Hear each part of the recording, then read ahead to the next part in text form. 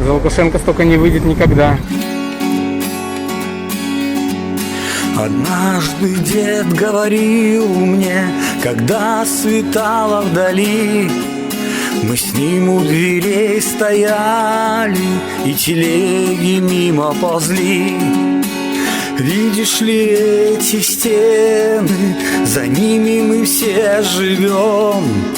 И если мы их не разрушим, то заживо здесь сгнием. Давай разрушим эту тюрьму. Здесь этих стен стоять не должно. Так пусть они рухнут, рухнут, рухнут, обветшавшие давно. И если ты надавишь плечом, и если мы надавим вдвоем, то стены рухнут, рухнут, рухнут, и свободно мы вздохнем. Руки мои в морщинах, с тех пор прошло много лет, а сил все меньше и меньше, а стенам износу нет. Я знаю, они гнилые, но сложно их одолеть, когда не хватает силы, и я прошу тебя спеть. Давай разрушим эту тюрьму. Здесь этих стен стоять не должно. Так пусть они рухнут, рухнут, рухнут, обветшавшие давно. И если ты надавишь плечом, и если мы надавим вдвоем, то стены рухнут, рухнут, рухнут, и свободно мы вздохнем.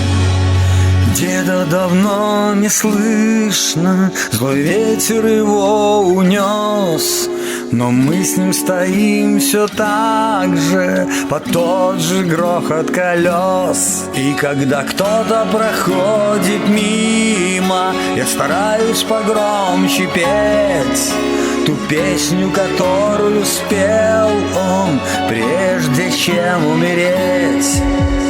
Нам старики объясняют, что стенам вечно стоять, что нам ничего не поделать, и надо терпеть и молчать. Эта история длится тяжелых 26 лет, и чтобы поставить в ней точку, есть только один ответ.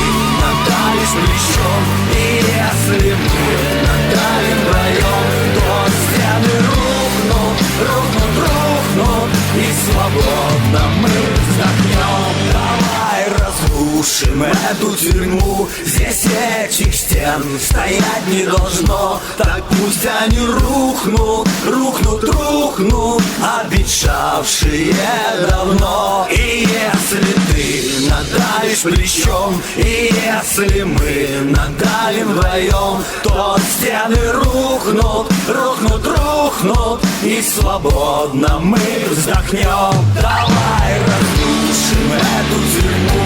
Здесь этих стен стоять не должно. Так пусть они рухнут, рухнут, рухнут, обветшавшие давно. И если ты надавишь плечом, и если мы надавим вдвоем,